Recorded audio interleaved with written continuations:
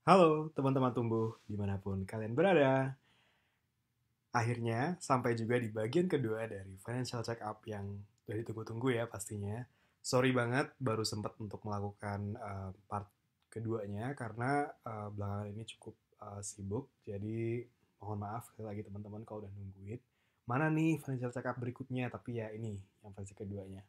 Jadi kita review sebelumnya di mana dalam melakukan financial check up selama ini kalau teman-teman bayar ke advisor itu kurang lebih akan seperti ini prosesnya. Jadi mereka pertama pasti akan bahas analisis kebutuhan personal, di mana bagian ini kita sudah bahas di part satu. Kemudian berikutnya mereka akan ngasih kuesioner nih biasanya kayak gimana kondisi dana darurat, gimana perlindungan aset pendapatan atau asuransi, gimana dana pensiunnya, gimana dana pendidikannya. Nah, biasanya proses pertanyaan ini akan akhir ujung-ujungnya akan berupa jualan nantinya bagi mereka gitu. Tapi karena di sini kita sifatnya adalah edukatif dan tidak ada tujuan untuk jualan apa-apa, jadi kita akan mencoba apa adanya. Baru setelah kita cover bagian ini, nanti kita akan masuk berikutnya di tahap ketiga atau terakhir dari financial check up ini adalah tentang investasi dan juga preservasi ke depannya. Oke, langsung aja. Kita akan pakai case yang sebelumnya. Jadi bagian pertama kemarin kita sudah membahas tentang analisis kebutuhan personal. Kenapa ini penting? Karena nantinya ini data ini juga akan dipakai ketika kita akan melakukan financial check up part 2. Jadi gimana financial check up part 2 ini? Langsung aja. Nah, yang paling pertama pasti mereka atau advisor akan menekankan pentingnya dana darurat gitu. Nah, di sini anggap aja ada saldo 17 juta untuk dana darurat dari sebelumnya ya. Nah, di sini udah ada rumusnya, jadi tinggal masukin aja berapa saldo yang selama ini teman-teman punya untuk dana darurat. Kan idealnya yang seperti yang kita sudah bahas sebelumnya, artikel sudah kita bahas dan di part satu juga itu adalah 3 sampai 6 kali pendapatan ya untuk dana darurat.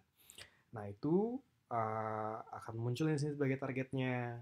Itu dapatnya dari ini, dari total pendapatan kita. Oke. Nah, itu akan menjadi target di sini. Nah, kalau misalkan masih ada gap, di sini contohnya masih ada gap, oh masih kurang 57 juta nih.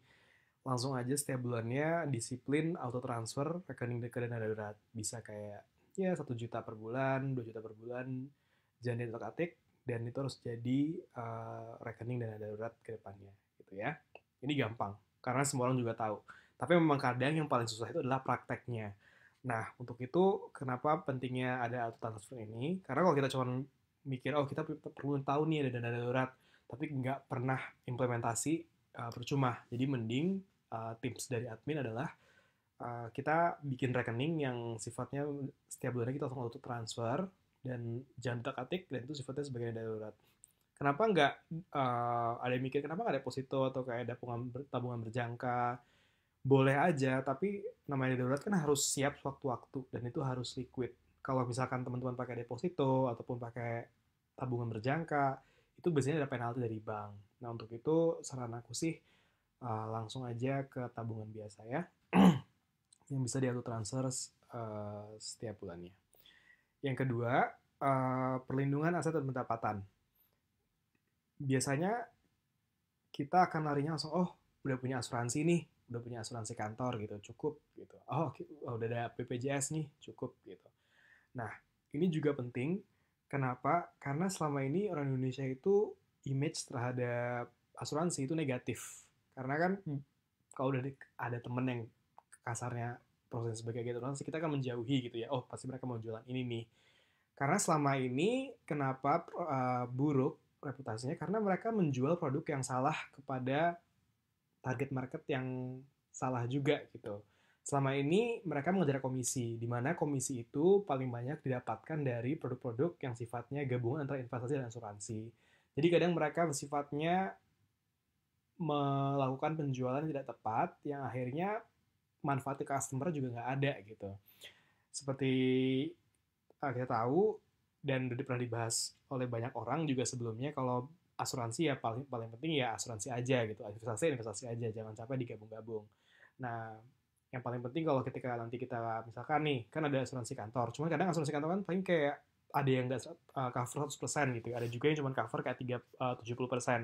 Atau dan ini penting banget dicek ke HR.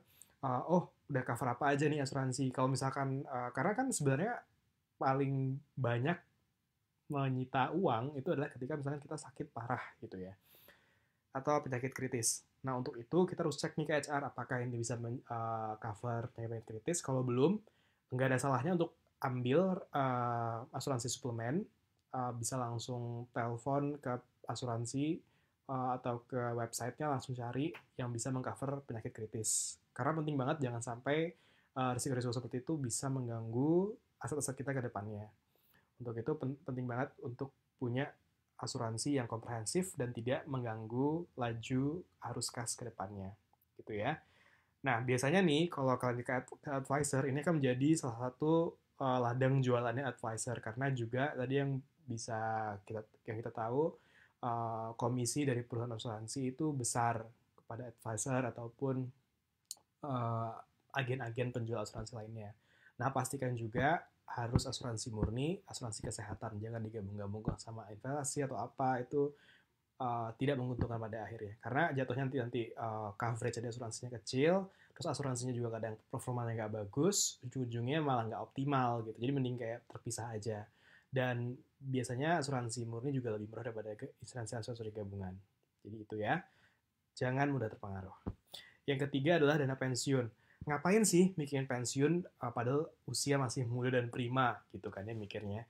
Oh, penting banget karena selama ini uh, ya dari kacamata admin, orang Indonesia itu sangat kurang dalam memiliki dana pensiun. Di mana akhirnya ketika pensiun, ketika sudah waktunya pensiun, tabungannya nggak cukup dan akhirnya malah menderita gitu setelah masa-masa pensiun. Lonely, sakit, ditelantarkan anaknya, malah nggak happy. Idealnya ketika kita pensiun itu adalah memasuki masa baru ketika kita uh, punya uang banyak nih jaya-jayanya. Karena kan kita udah kerja lama gitu ya. Nah ketika pensiun harusnya kita senang-senang nih jalan-jalan ke luar negeri, naik cruise, jangan kalau sekarang masih lagi covid ya, nanti kalau mungkin ada vaksin atau melakukan hal apa yang sebelum ini belum pernah kita coba gitu. Jadi pensiun itu jangan sampai menurunkan lifestyle kita sebelumnya. Jangan sampai itu menjadi sesuatu yang sifatnya membuat kita depresi gitu ya. Nah untuk itu uh, udah ada nih di sini target misalkan, kayaknya wah gede banget nih gila ngapain ada 500 juta buat pensiun gitu.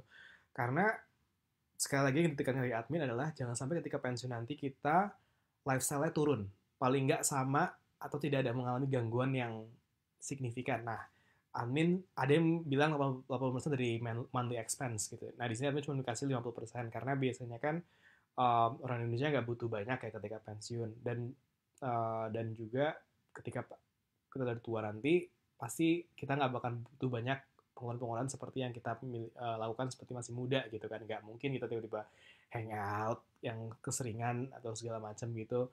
Jadi pasti udah lebih dewasa ya dalam pengeluaran, nanti itu 50%. Nah, kalau masih bingung, hah gimana sih? Jadi harus nabung gimana nih? Yang paling gampang kita bisa top up ke dana pensiun kantor yang udah ada. Kalau belum ada bisa set up dana pensiun sendiri. Uh, Terus kalau misalkan mikir berapa nih tabungan untuk pensiun gitu idealnya. Nah, daripada ribet ngajarinnya pakai spreadsheet sendiri, ini ada dari sebuah institusi keuangan fintech. Daripada bingung mending langsung ke website mereka dari Bareksa sebut saja. Ini istilahnya kita cuma pinjam kalkulator ya, ini tidak jualan sekali lagi. Jadi langsung aja ke websitenya. Ini tadi ada salah satu yang sudah dilakukan. Ini apa? Oh ini pendidikan. Oke, ini yang untuk pensiun. Jadi tinggal masukin aja. Kalau di sini admin cuma taruh 500 ribu. Ini 50 juta dari mana? 50 juta itu dari dana pensiun yang sudah ada dari kantor. Tapi misalnya ada saldonya tuh, masukin aja gitu sini. Terus pengeluaran bulanannya 50% dari pengeluaran yang 3,6 di case sebelumnya itu ya 1,8 ya. Kemudian pensiun 55, imbal hasilnya 15%, taruhlah sebelum pensiun, setelah pensiun mungkin 8%, karena kan lebih kecil ya. Ekspektasi tingkat inflasi tahunan 7, mungkin bisa diatur nanti mungkin 4, 5 atau bisa tanya admin, asumsi wajarnya gimana, 75 gitu. Nah, dari sini bisa kelihatan nanti, oh ternyata butuh segini ya gitu. Nah, ini kan usia pensiun. Setiap tahunnya kita butuh segini. Ini ada saldonya. Nah, segitu. Jadi uh, bisa terjaga gitu lifestyle-nya. Gitu ya teman-teman. Kemudian yang terakhir, yang gak kalah penting adalah